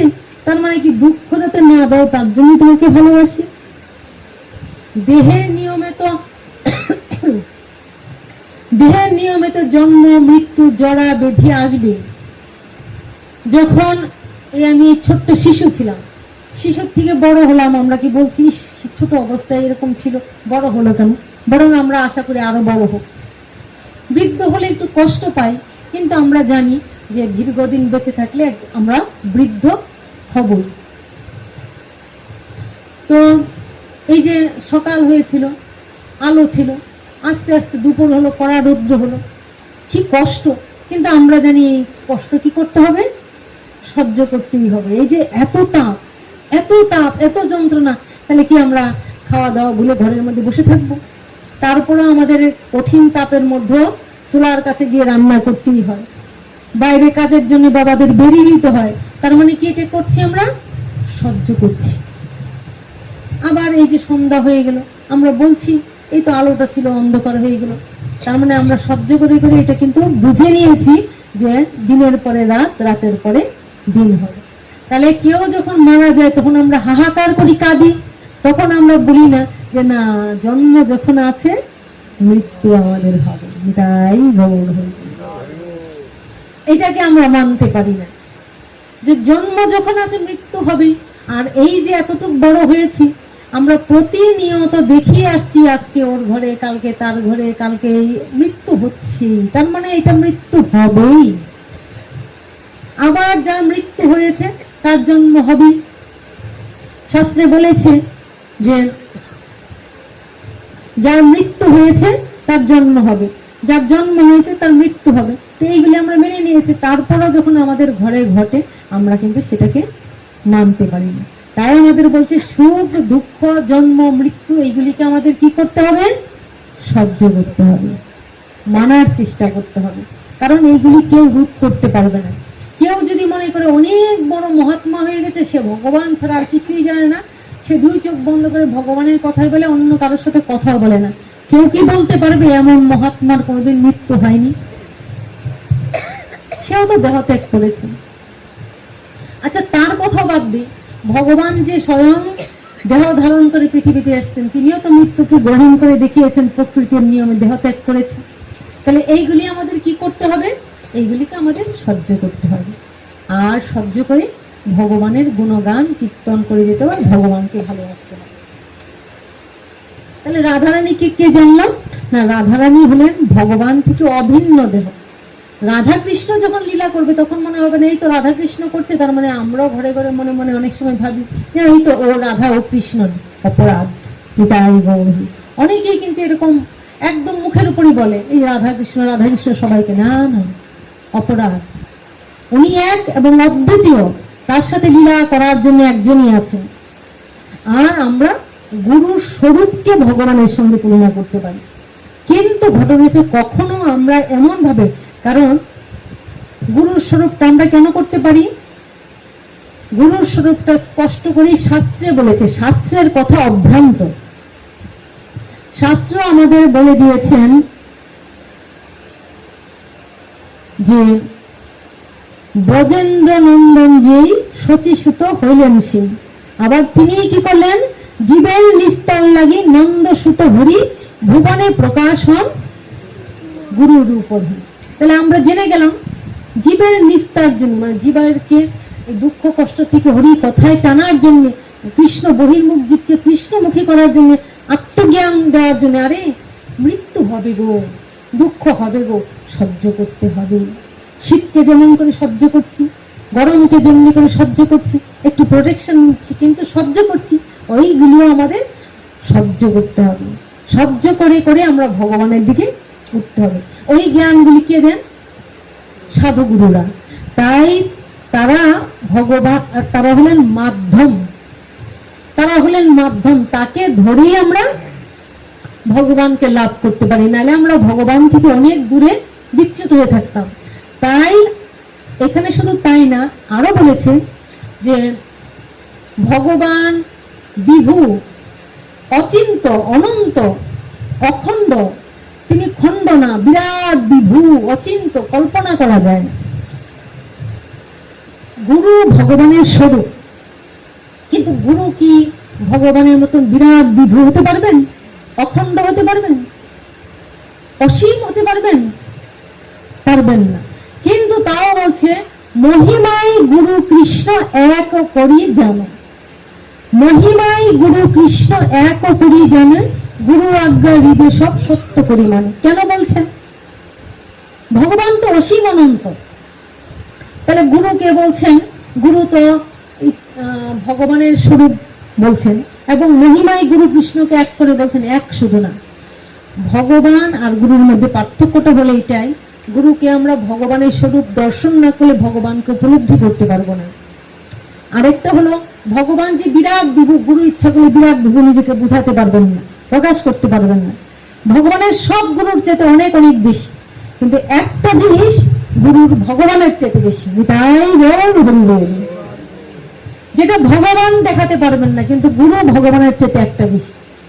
সবকিছু ভগবানের গুরুর চাইতে বেশি, কিন্তু একটা জিনিস গুরুর ভগবানের চেয়ে বেশি। সেটা কি বলতে পারেন আপনারা? ভক্ত। তাই গৌর হরি, আপনারা তো ভক্ত সবাই। একটা জিনিস ভগবানের চাইতে গুরুর বেশি, সেটা কি হতে পারে? যাক, একজনে তাও বলেছে ভক্তি, সেটা হলো করুণা। ভগবানকে এসে ভগবানের কথা বলবেন, ভগবান যে কত সুন্দর, ভগবানকে ভগবানের কথা প্রকাশ করবেন, বা ভগবানকে আমি কাঁদছি, দুঃখ পাচ্ছি, কি করলে তুমি দুঃখ দূর হবে, ভগবান কি পথটা দেখাবেন? কিন্তু গুরু সেই পথটা দেখান, আত্মজ্ঞানটা দেন। তাহলে করুণার দিক থেকে গুরুর করুণা ভগবানের চেয়ে বেশি। তাই ভগবান বলেছেন, আমার থেকে আমার নাম বড়, নাম থেকে আমার ভক্ত বড়। জীব যদি দুঃখ পেয়ে মরেও যায়, কাঁদতে কাঁদতে ভগবান জানেন কি, বিধি বড় বলবান, না শুনে ধর্ম জ্ঞান, সদাই করম পাশে বান্ধে। তোমার কর্ম ফলে তুমি কষ্ট পাচ্ছ, কিছু করার নাই, যেমন কর্ম তেমন ফল। কিন্তু গুরুর কাছে কি, নিতাই গৌর, গুরু পারেন কর্ম বন্ধন খণ্ডন করায় দিতে। সংসারে কাঁদছ, জ্বালা যন্ত্রণা ভোগ করছো, শান্তি পাচ্ছ না, এই গুরুর সঙ্গ, যেই আমরা গুরুর কাছ থেকে কর্ম মিলে কৃষ্ণ নাম নিলাম, হরি নাম নিলাম, গুরুর সঙ্গে একটু করলাম, আমার আস্তে আস্তে জ্বালা যন্ত্রণা দূর হয়ে গেল, কৃষ্ণ নামে আনন্দ লাগলো, সাধু সঙ্গ করার জন্য পাগল হয়ে ছুটে যেতে লাগলাম। তাহলে আমাকে গুরু ঘর থেকে টানলেন, আমাকে ভক্তি মুক্তির পথ দেখালেন, আমাকে ভগবানের সঙ্গে যুক্ত করিয়ে দিলেন। তারই জন্যে গুরু ভগবান বলছেন, আমার থেকে আমার নাম বড়, নাম থেকে আমার ভক্ত বড়। অহং ভক্ত পরাধীন, আমি ভক্তের অধীন। এইটা আমার পক্ষে সম্ভব নয়, এটা ভগবান বললেন, এটা আমার পক্ষে সম্ভব নয়। এটা কার সম্ভব? এটা আমার ভক্তের পক্ষে সম্ভব। আর সেই ভক্তটাই হলেন আমার সাধু গুরু বৈষ্ণব। এইবার দেখেন যে আমরা কেন ধরি। এখানে একটা সুন্দর দেখি, ছোট্ট একটা লীলা, ছোট্ট ভাবে বলছি। একবার এই যে রাধারানী তো গোবিন্দের বাম অঙ্গ থেকে সৃষ্টি, আর রাধারানী চিন্তা করলেন যে রাধারানীর কাজ হলো কি করি, ভগবানের সেবা করবেন, সারাক্ষণ ভগবানের সেবা। তার তো ভগবানের সেবা ছাড়া, ভগবানের কথা ছাড়া কোনো কাজই নাই। তার একমাত্র কাজ ভগবানের সেবা করা আর ভগবানের গুণগান কীর্তন করা। আর কি, তার সেই প্রেমটা দেখিয়ে জীবকে ভগবানের দিকে এগিয়ে নেওয়া, এইটাই তো রাধারানীর কাজ। তো রাধারানী একা একা সুখ পান না কৃষ্ণ সেবা করে, তাই চিন্তা করলেন ভগবান সৃষ্টি করলেন রাধারানীকে, আর রাধারানী চিন্তা করলেন না, তাহলে আমি একা কি করে করব, কাই বুহ সখীদের এই সৃষ্টি করলেন, ললিতা বিশাখা যত সখীরা আলো তাদেরকে সৃষ্টি করলেন, তাদেরকে নিয়ে করলেন তারা। তাহলে দেখেন, জীব, আমরা জীব হয়েই মনে মনে ভাবি আমরা ভগবানকে ধরে ফেলবো, এতই সহজ। রাধা গোবিন্দের নিকুঞ্জ মন্দিরে প্রবেশ করতে হলে, নিকুঞ্জ বনে প্রবেশ করতে হলে সখীর আনুগত্য ছাড়া, দাস্য ভাব ছাড়া, গুরু আনুগত্য ছাড়া কোনোদিনই সম্ভব নয়। দেখেন এখানে আমরা কি দেখলাম, তারা কি করলো, তারা যখন সৃষ্টি হলো, মঞ্জুরিরা, সখীরা, গোপীরা, তারা হয়ে কিন্তু তারা কৃষ্ণকে কোনোদিনও চায় না, তারা কৃষ্ণের কথা ভাবেও না। কারণ তারা শুধু কৃষ্ণের কথা ভাবে তখনই যখন রাধারানীকে আনন্দ দেবে, রাধারানী সুখে হবে, রাধারানী কৃষ্ণমুখী হোক। আমাদের কাজ হলো কৃষ্ণকে রাধার সঙ্গে যুক্ত করে দিই। সখীরা তাই করতেন। সখীরা রাধারানী মালা গাঁথবেন, সখীরা মালা এনে ফুল মালা এনে জোগাড় করে দিতেন। চন্দন পিষতে দিলে চন্দন এনে কাছে দিতেন, মানে রাধারানীর হাতে সব তুলে দেন আর রাধারানী গোবিন্দের সেবা করেন। আর সখীরা কি করেন? রাধারানীর চরণ সেবা করেন। রাধারানী কখন কি পান তাম্বুল খাবেন, কখন তার কি সেবা দরকার, সখীরা সব সময় রাধার সেবা নিয়ে বিভোর হয়ে থাকেন। তাদের অন্তরের অন্তঃস্থলে কামনা নাই কৃষ্ণকে নিয়ে, তারা রাধারানীর সেবাতে মগ্ন থাকে। এইবার দেখেন এই অবস্থা দেখেন, যখন রাধারানীর সেবায় তাদের কিন্তু অন্তরের অন্তঃস্থলেও কামনা নাই যে কি করে কৃষ্ণকে পাবো। তাদের কামনা কি?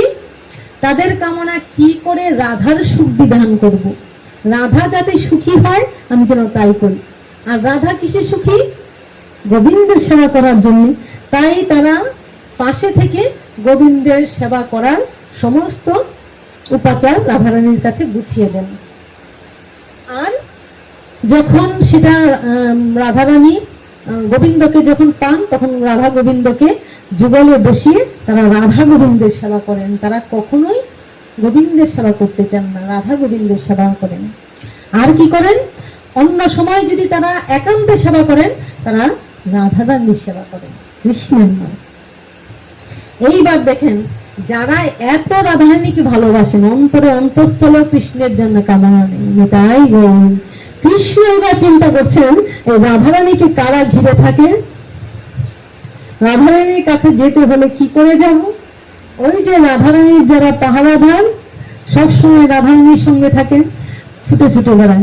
কারণ গোবিন্দ কি করেন? বিভিন্ন ছল চাতুরি করে লুকিয়ে, কখনো ভগবান যখন বিভিন্ন রূপ ধারণ করেন তখন কিন্তু ভগবানকে ধরার কোনো ক্ষমতা নেই।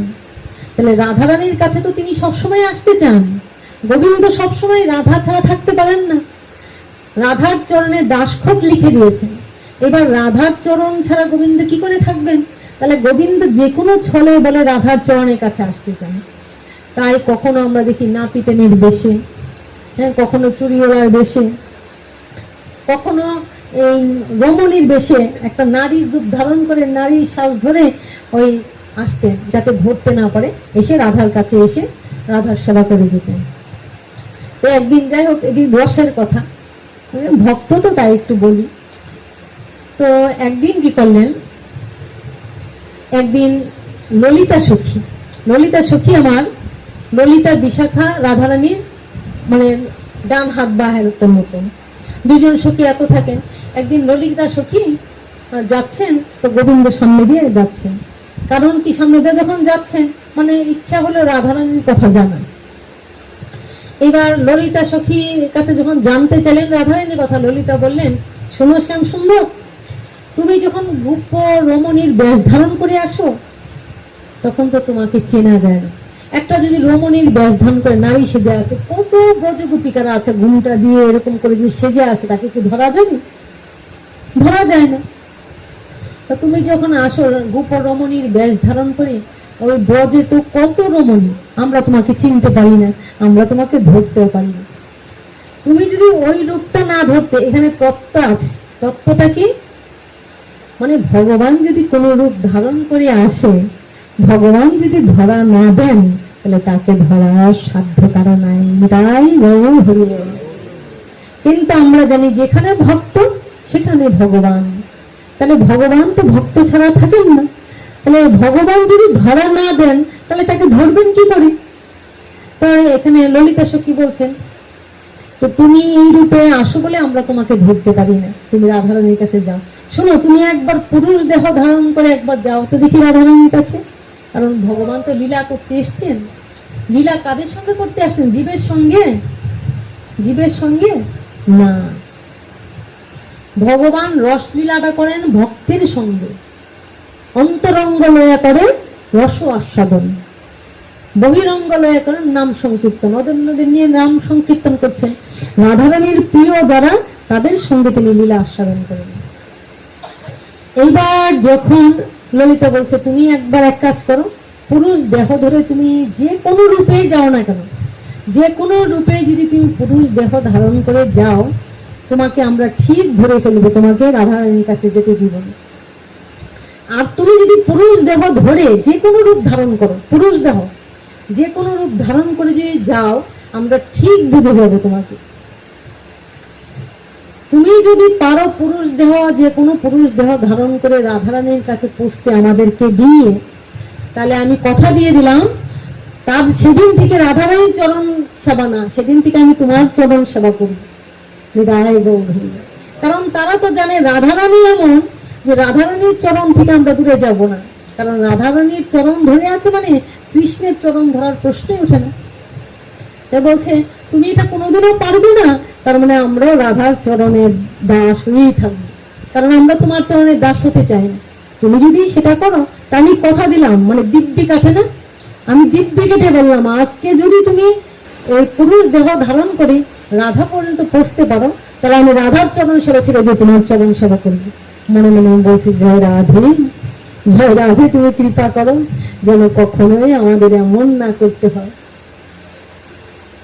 আচ্ছা, গোবিন্দ চ্যালেঞ্জ করলেন যে ঠিক আছে, আমিও কথা দিলাম, আমি তো রাধার চরণের দাসী, তা আমিও পুরুষ দেহ ধারণ করেই ওই রাধা পর্যন্ত গিয়ে পৌঁছব। রাধার নিকুঞ্জ বনে ওইখানে যেখানে রাধারানী থাকেন 12টার মধ্যে গিয়ে ওখানে পৌঁছব। আর যদি আমি না পারি, আমিও কথা দিলাম রাধার চরণ সেবা ছেড়ে আমি তোমার চরণ সেবা করবো। এটা তো সম্ভব নয়। এবার ভগবান চিন্তা করে গেলেন, তো কথা তো দিলাম, কিন্তু কিভাবে যাব? পুরুষ দেহ ধারণ করে কি করে যাব? ভগবান তো রাধারানীর কাছে যাওয়ার জন্য কত ছল করে যান, কিন্তু পুরুষ দেহ ধারণ করলে চলে যাবে। এবার কড়া পাহারা দিয়েছেন চারদিকে, রাধারানীর আঙ্গিনার কাছে যেন কোনো পুরুষ না আসতে পারে, যে কোনো পুরুষ দেখবে তাকে আটকে দিবে। কারণ গোবিন্দ যদি কোন রূপ ধারণ করে আসতে বলা যায় না, তাই পুরুষ দেহ আটকে দিব। গোবিন্দ কথা দিয়েছে পুরুষ দেহেই আমার রাধারানীর কাছে পৌঁছবে। তাহলে রাধারানীর কাছে কোনো পুরুষ দেহ যেন কেউ না আসতে পারে। এখানে ললিতা, এখানে বিশাখা, এখানে তুঙ্গবিদ্যা, এখানে একজন করে সখীদের এক একটা জায়গায় দাঁড়ায়, এই সাবধান, সতর্ক, কোনো পুরুষকে ঢুকতে দেওয়া যাবে না, কারণ কোন বেশ দিয়ে গোবিন্দ আসে কে জানে। এবার গোবিন্দ গিয়ে মনে মনে ভাবছেন কি করা যায়, কি করা যায়। এবার না, আমি তো কথা দিলাম, কিন্তু আমি কি করে যাব? এবার মধুমঙ্গল আছে আমার গোবিন্দের সখা, মধুমঙ্গলে গিয়ে, তুই তো বাক চাতুর্য জানিস, তুই তো অনেক চালাক, আচ্ছা বলতো আমি কি করে যাব? কথা তো দিলাম, কিন্তু রাধারানীর কাছে তো বসতে পারবো না। তো মধুমঙ্গল বলে একটা উপায় আছে, কিন্তু আমি আজ তোকে সাজাবো। গোবিন্দকে, গোপালকে বলল যে যেতে পারবো, তাহলে আমি সাজাবো। কি সাজাবো? হ্যাঁ, পুরুষ দেহে আমি সাজাবো, তুই যেতে পারবি। মধুমঙ্গল কি করলো, তাকে এত লম্বা লম্বা দাড়ি দিয়ে, হ্যাঁ, গোপ দিয়ে, দাড়ি দিয়ে, পাকা চুল করে লম্বা করে কি সাজালেন? গণক। হাত গণে না জ্যোতিষী, গণক সাজালেন। গণক সাজিয়ে এমন করে এবার বলছে, দেখতো আমি যে এত সুন্দর করে সাজালাম, এবার আয়নায় দাঁড়িয়ে দেখতো সখা, তুই নিজেকে নিজে চিনতে পারিস কিনা। তাকিয়ে দেখছে, তাই তো, আমি তো আমার নিজেকেই চিনতে পারি না, তাহলে আমাকে অন্য কেউ কি করে চিনবে? আমি আমাকে চিনতে পারছি না, তাহলে অন্য কেউ আমাকে কি করে চিনবে? আনন্দ করছে। যাও, কিন্তু যাওয়ার আগে একটা প্রচার করে দিতে হবে, রটিয়ে দিতে হবে। কারণ মেয়েদের একটা জিনিস আছে, মেয়েরা যে কোনো দুঃখ পেলে বা যে কোনো সুখের কিছু হলে তারা কিন্তু একটু হাত দেখা দেয়, আমার ভাগ্যে এত দুঃখ আসছে কেন, এত কষ্ট আসছে কেন, তারপরে একটু দেখাতে পারতাম।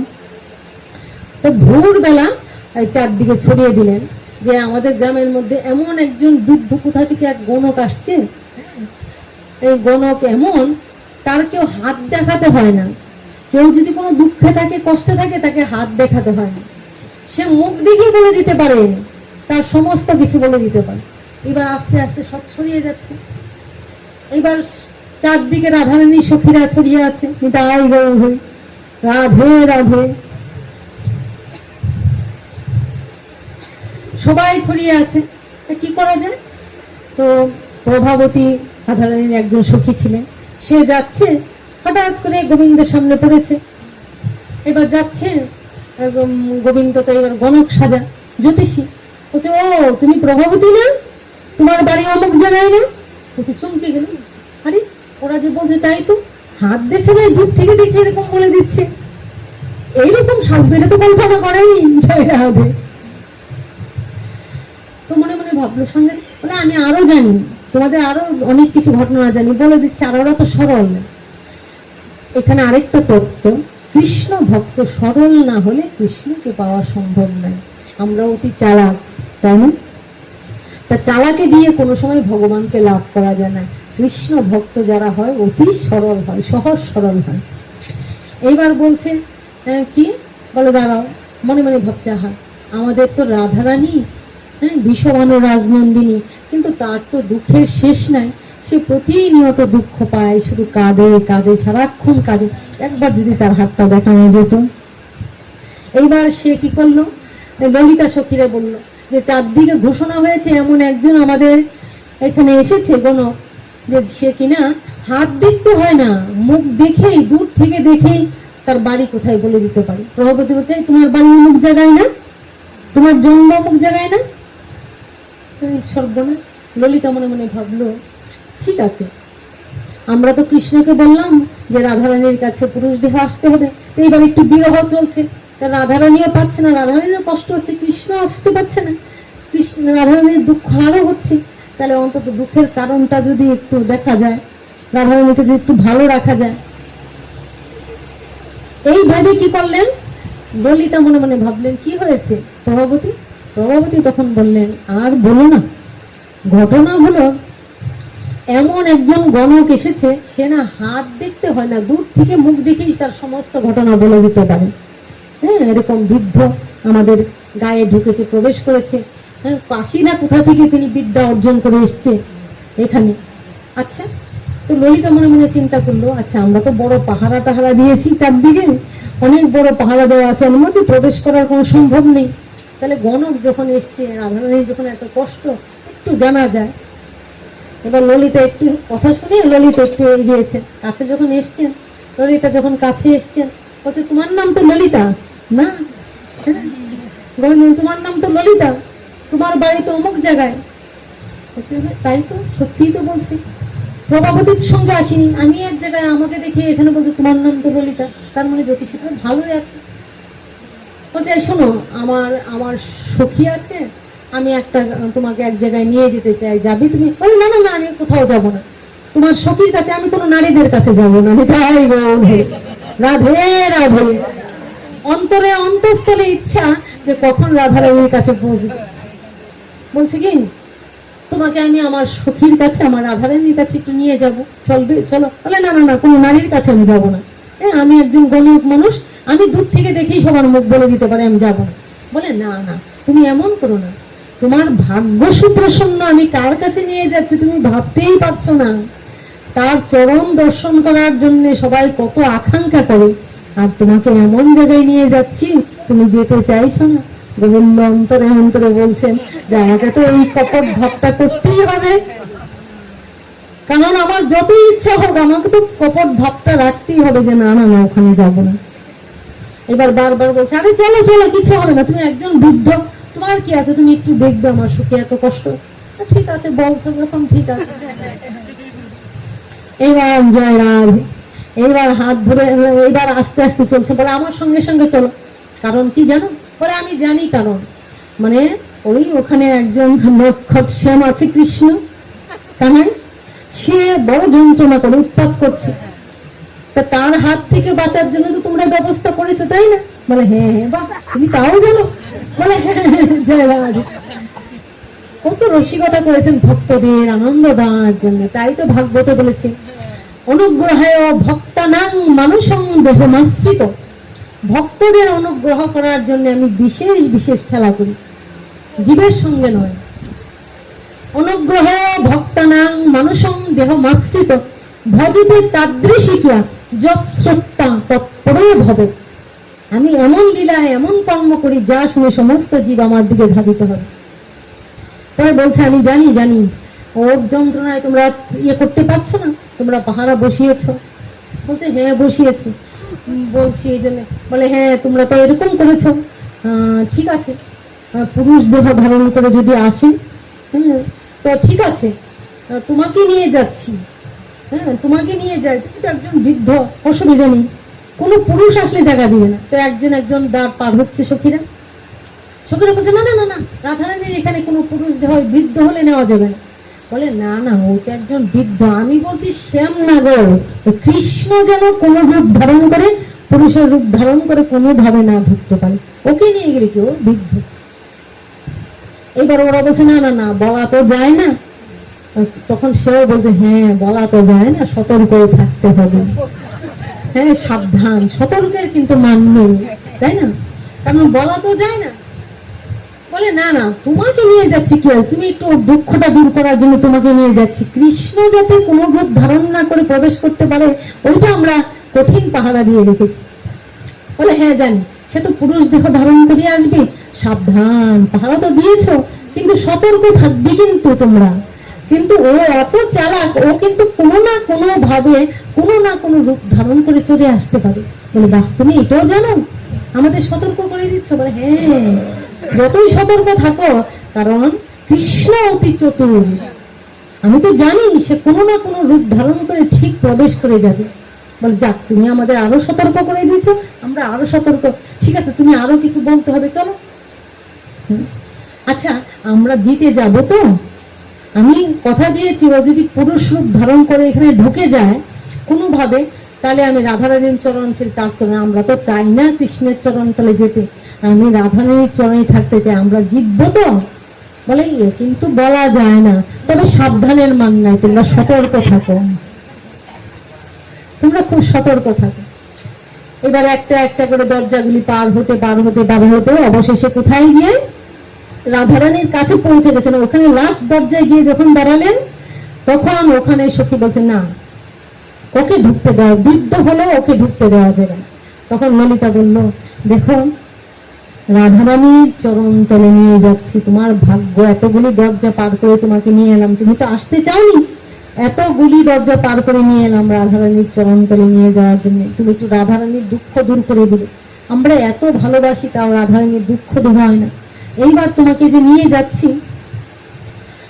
তোমাকে ওরা প্রবেশ করতে দিবে না, তাহলে এক কাজ করো, নাও তুমি আমার হাতটা ধরো, হাতটা এগিয়ে দিলেন, তুমি এবার আমার হাতটা ধরো, তোমার হাতটা দাও, আমি তোমার হাতটা ধরি, তুমি আমার হাতটা ধরো, কারণ আমি যদি তোমার হাতটা ধরে তার কাছে নিয়ে যাই তাহলে আর কেউ কিছু বলবে না, বৃদ্ধ মানুষের হাতটা ধরলে তার অসুবিধা নেই, আর আমি ধরে নিয়ে যাচ্ছি মানে আর কে কি বলবে, তুমি আমার হাতটা শক্ত করে ধরো আর আমি তোমার হাতটা ধরি, চলো। তো আমি বলছে হ্যাঁ তাই করো, তাড়াতাড়ি করে তার হাতটা ধরেছে, কিসের ইচ্ছা, মানে ওই রাধারানীর কাছে ঢুকতে হবে, ভিতরে নিতাই রাধে রাধে রাধে রাধে রাধে। এইবার দেখে যে রাধারানীর কাছে যাওয়ার জন্য কিন্তু শ্যামকেও ধরে ফেললো, কিন্তু এখানে তত্ত্ব কি বলছে, ওই আমরা বৃন্দাবনে গেলে কি বলি, রাধে রাধে শ্যাম মিলাবে, রাধে রাধে শ্যাম মিলাবে, রাধারানীকে ছাড়া শ্যামকে ধরা সম্ভব নয়, ওই রাধারানীকে ধরেছিল বলেই শ্যাম তার কাছে এসে হাজির হয়েছিল যে রাধার কাছে কি করে যাব। তাহলে এইটা যেন রাধারানী রাধে রাধে শ্যাম মিলাবে বলা, এটা যেন বলা হচ্ছে যে রাধারানী যেন গুরু রূপ, আর রাধাকে যে ভালোবেসে থাকে ভগবান যেন তাদের কাছ দিয়ে ঘিরেন, কেন ওই রাধার কাছে যাওয়ার জন্য। এবার ওই মাথায় যখন গেছেন, ভিতরে ঢুকিয়েছেন, রাধারানীকে গোবিন্দ এক ঝলক দেখে নিলেন, দেখে নিয়ে তার মনে মনে হলো যাক প্রবেশ তো করেছি, এবার এখান থেকে বের না করে দিলে হয়, তাহলে যাও, যদি এসছো তো যাও যাও, ওই রাধারানীর চরণ তলে গিয়ে বসে তার কাছে তুমি, তার কেন দুঃখ একটু তুমি বলো। এইবার যখন রাধারানী তো গোবিন্দ তো আমার রাধারানীর চরণ তলেই বসে থাকেন, কারণ এইটাই তো গোবিন্দের জায়গা, তাতে তো তার লজ্জা নেই, বলে যাও যাও, তুমি ঢুকেছো, এইটাই তোমার ভাগ্য, যাও চরণ তলে গিয়ে বসো। তো রাধারানী কোথায় বসে আছেন, রাধারানী বসে আছে উচ্চ মঞ্চের উপর, উচ্চ সিংহাসনে বসে আছে রাধারানী, আর গোবিন্দ কি করছেন, গোবিন্দ এসে আমার রাধারানীর চরণ তলে বসে গেলেন, মনে মনে বলছেন এটাই তো আমার জায়গা, আমি তো এখানেই বসতে চাই, রাধার চরণ তলেই তো বসতে চাই, তাই চরণ তলে বসেছেন। এবার বসে বলছেন কি, বসেছি তো, কিন্তু এইবার একটু তোমার সখীর তো অনেক কষ্ট, তা আমার একটু হাতটা ধরে দেখতে হবে। মানে এবার কাছে এসেছে, এবার রাধারানী একটু হাতটা ধরতে হয়। বলছে কেন, তুমি তো মুখ দেখিয়ে বলো। বলে না, বৃদ্ধ হয়েছে তো, আর তার তো কষ্টটা অনেক বেশি, তাই একটু হাতটা না ধরলে তো কিছু বোঝা যাবে না, তাই একটু হাতটা ধরতে চাই। রাধে রাধে। আচ্ছা ঠিক আছে, ধরো, দেখো বিষভানু রাজনন্দিনী তো, তার মানে কি স্পর্শ সুখটা নেওয়ার। দর্শনে যায় মনের ময়না, স্পর্শনে হয় প্রেম তরঙ্গ। স্পর্শ সুখটা নেওয়ার জন্য এবার হাতটা ধরেছেন, কিন্তু হাতটা ধরে রাধারানীকে যেমন জানাতে চাইছেন যে রাধে রাধে, তোমার চরণের দাস চলে এসেছে, রাধে দাস চলে এসেছে, তোমার চরণের দাস তোমার চরণ তলে চলে এসেছে, যেমন রাধারানীকে বলছেন। আচ্ছা, এইবার যে চরণের দাস চরণ তলে চলে এসেছে, কিন্তু রাধারানী তো বুঝতে পারছে না, রাধারানী তো কেলতেই চলছে, তাই কি করলেন, মানে হাতটা দেখার ছল করে একটু জুড়ে চাপ দিলেন, মানে রাধারানী যেন একটু বুঝতে পারে। এবার ললিতা সখীর চোখে পড়েছে, এত বড় সাহস, তুমি রাধারানীর হাত ধরেছ, আমার হাতে চাপ দিয়েছ। বলে না, আমি বৃদ্ধ হয়ে গেছি তো, চোখের জ্যোতিটা একটু কমে গেছে, আর এত সুন্দর হাতটা, রেখাগুলি বোঝা যাচ্ছে না, চাপ দিয়ে রেখাটা দেখতে চাইছি। রাধে রাধে রাধে রাধে রাধে রাধে রাধে রাধে রাধে। গোবিন্দ রাধারানীর হাত ধরে গোবিন্দের সারা গা থরথর করে কাঁপছে, অষ্টসাত্ত্বিক ভাব উঠলে পড়ছে।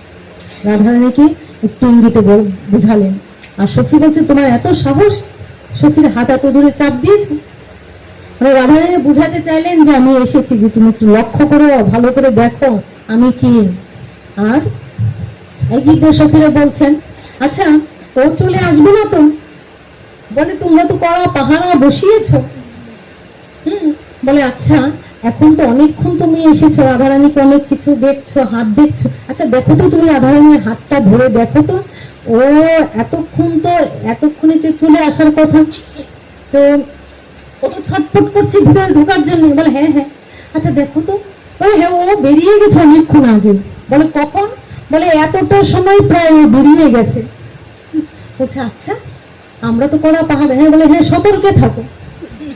বলে আচ্ছা ঠিক আছে, তাহলে ও এখন কোথায় আছে? বলে ও এই ভিতরে প্রবেশ করে ফেলেছে। বলে প্রবেশ করে ফেলেছে, সর্বনাশ, এই কড়া পাহাড়া সবাই লক্ষ্য রাখো, কেউ যেন পুরুষ মানুষ না ঢোকে। বলে ও ঢুকে গেছে। বলে ঢুকে গেছে, আমরা তো সবাই তাকিয়ে দিচ্ছি, কোন দিকে তো তাকে খুঁজে পাচ্ছি না, ঢুকে যাচ্ছে। মানে ঢুকে গিয়ে তাহলে সে এখন কোথায় লুকিয়ে আছে, কি করছে? বলে সে এখন রাধারানীর চরণ তলে রাধারানীর হাত ধরে বসে আছেন। বলে সে এখন রাধারানীর চরণ তলে বসে রাধারানীর হাত ধরে বসে আছে। এমনি ললিত সখী কি করেছে, তার পাগড়িটা টান দেখে সর্বনাশ, কি এটা আমাদের শ্রীকৃষ্ণ। গোবিন্দ রাধারানী হেসে উঠলেন। রাধারানী পাগড়িটা যেই খুলে দিয়েছে, তো দেখেন সেই চুল ঝাঁকর কাকর কেশ চুল গোপ ছড়িয়ে দিলেন। এই কি কৃষ্ণ, এই ছল করে এমনি ভাবে ঢুকে গেল। রাধারানীর কাছে ঢোকার জন্য কেমন তার বাহানা, কেমন তার ছল, কত চেষ্টা, কত প্রচেষ্টা। যখন বললেন যে রাধারানী চরণ তলে রাধারানীর হাত ধরে এই মুহূর্তে রাধারানীর কাছে বসে আছে, অমনি পাগড়িটা তুলে দিলেন, ওই গলা থেকে ওই তার ড্রেসটা খুলে দিলেন, তাকে দেখেন আরে ও তো আমাদেরই সেই কৃষ্ণ। তাহলে কি হলো? গোবিন্দ বললেন তাহলে কি হলো? তাহলে তুমি হেরে গেলে। তিনি বলছে রাধারানীর চরণ ছেড়ে গোবিন্দের চরণ সে সেবা করতে হবে, তাহলে তুমি আজ থেকে রাধার দাস থেকে সরে গেলে। তো ললিতা মানে কি, রাধারানীর দাস মানে এত সহজ তো হারাবেন, কারণ রাধা দাস, কৃষ্ণ যার চরণ তলে বসে থাকে, সেই রাধা দাসকে হারিয়ে দেওয়া সহজ কথা। বলে আরে দাঁড়াও দাঁড়াও, এত সহজ নয়। তুমি কি রাধারানীর কাছে চলে এসছো? বাজিটা কার সঙ্গে হয়েছিল? আমার সঙ্গে। আমি যদি তোমার হাত ধরে না নিয়ে আসতাম তাহলে কি আমার রাধারানীকে দর্শন করতে পারতে? হ্যাঁ? হাতটা ধরে দেওয়া ভিতরে প্রবেশ করতে দিচ্ছিল না, তাই হাতটা ধরে কিন্তু আমি রাধারানীর চরণ তলে নিয়েছি। তাহলে জয়টা কার হলো? বলে তোমার জয় হলো।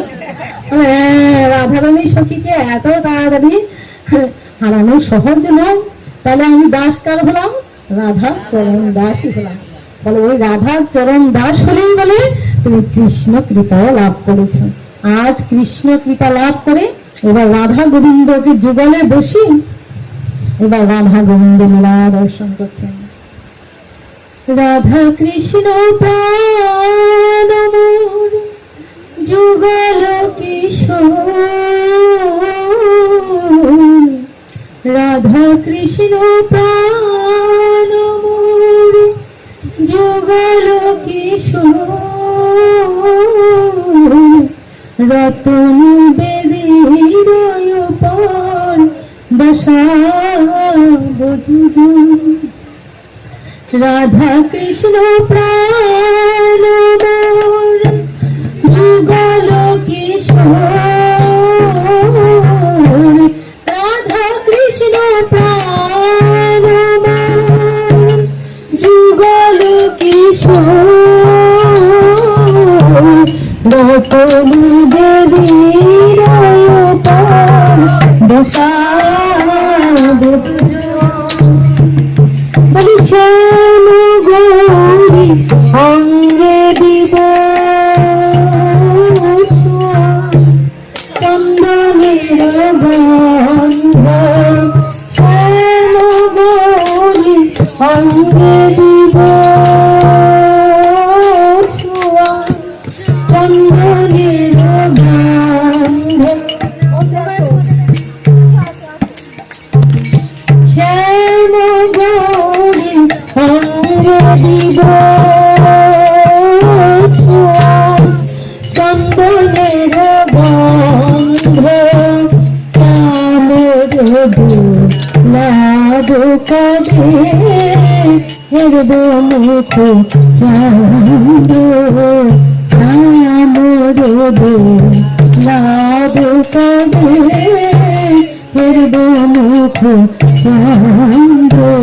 আমি বিহার গলে পড়াইব, বিহার গলে পড়াইব রাধা কৃষ্ণের যুগল আমি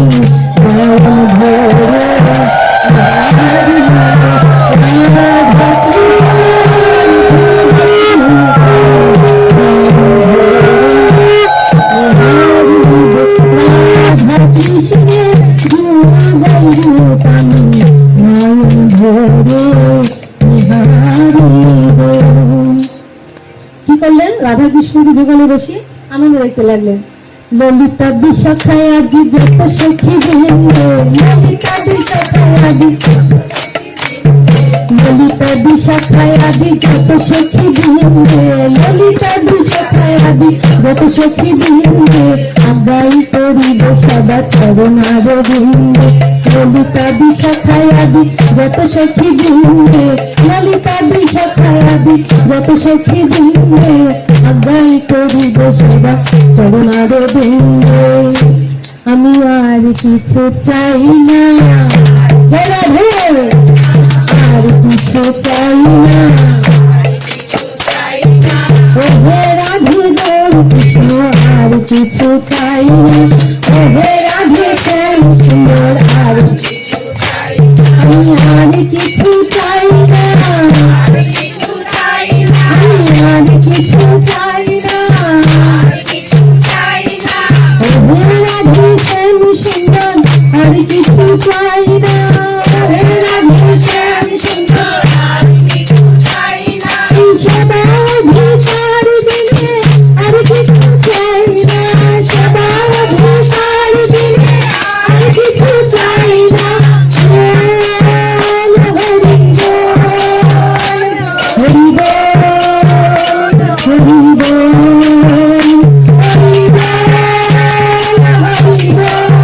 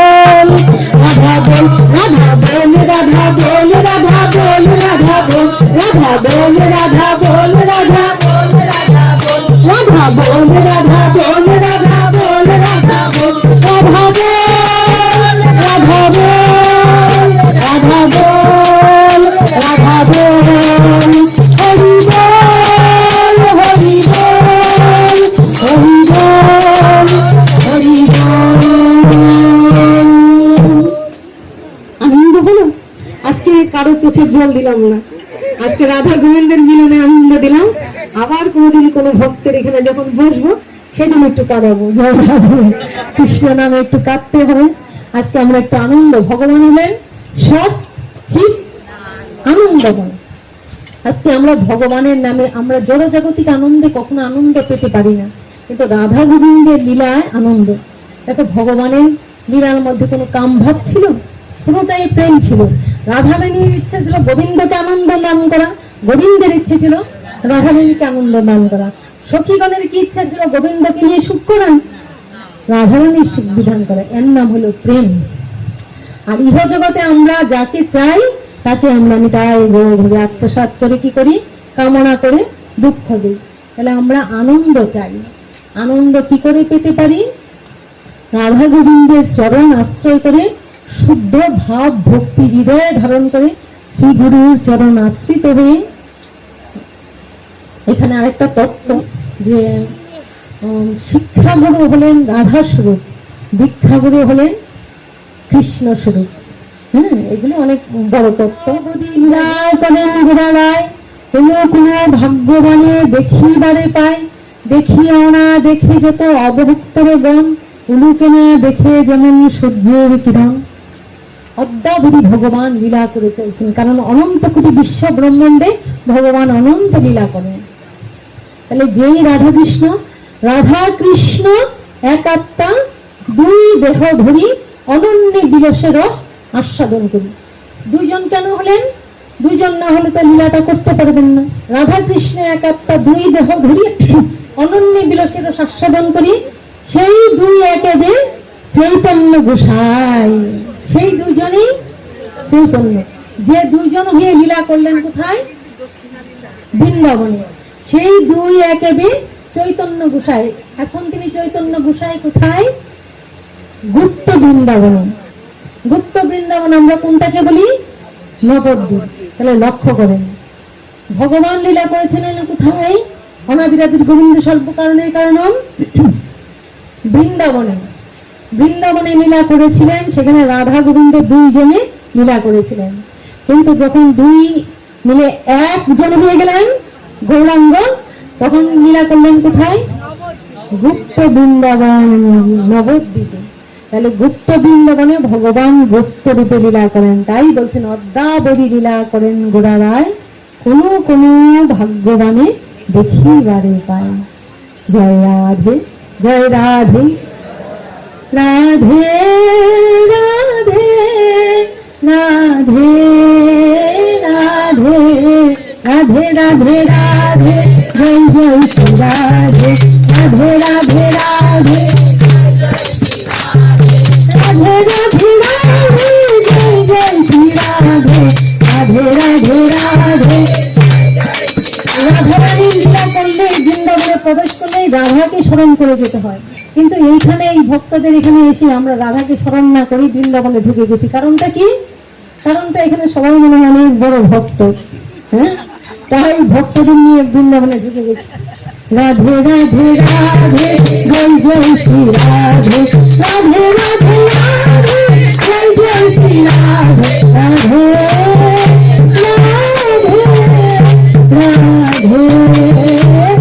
রাধে, রাধে রাধে রাধে রাধে, শ্যাম শ্যাম শ্যাম শ্যাম, রাধে শ্যাম রাধে শ্যাম, রাধে শ্যাম রাধে শ্যাম, রাধে শ্যাম রাধে শ্যাম, রাধে শ্যাম রাধে শ্যাম। হরি বল হরি বল হরি বল হরি বল, হরি বল নিতাই গৌর হরি বল, বল হরি বল নিতাই গৌর হরি বল। জয় জয় নিতাই গৌর হরি বল, নিতাই গৌর হরি বল। জয় জয় রাধা গোবিন্দ প্রেমানন্দ, হরি হরি বল হরি বল বল হরি। প্রেম से कह श्री राधे कृष्ण, प्रेम से कह श्री कृष्ण चैतन्य प्रभु नित्यानंद, श्री अद्वैत गदाधर श्रीदास ठाकुर की, नामाचार्य हरिदास ठाकुर की, राधा रानी की, वृंदावन धाम की, नवद्वीप धाम की, पुरी धाम की, राधा कुंड की, श्याम कुंड की, गिरी গোবর্ধন কি, অনন্ত কোটি বৈষ্ণব কি, আপন আপন গুরু গোসাই কি, সমাগত গৌর ভক্ত মন্ডলী কি, আজকের উপস্থিত শুধু গৌর ভক্ত মন্ডলী কি, গৌর ভক্ত বৃন্দ কি, আজকে হরি নাম সংকীর্তন কি, আজকে হরি কথা কি, ভক্ত গৃহ কি, জয় জয় শ্রীরাম, জয় গুরুদেব, জয় রাধেশ্যাম, জয় গুরুদেব, জয় জয় রাধা মায়ের জয় হোক, জয় রাধা মায়ের জয় হোক। আমিও তোমাদের কাছে একটা জিনিস চাইবো, দিবে তোমরা? হ্যাঁ দিবে তো? হ্যাঁ কথা দিয়েছো কিন্তু। বলি সমস্ত ভক্তদের চরণ ধুয়ে আমাকে দাঁড়ায় আসতে সমস্ত ভক্তদের চরণ ধুয়ে মস্তকে আমার দাও, তাই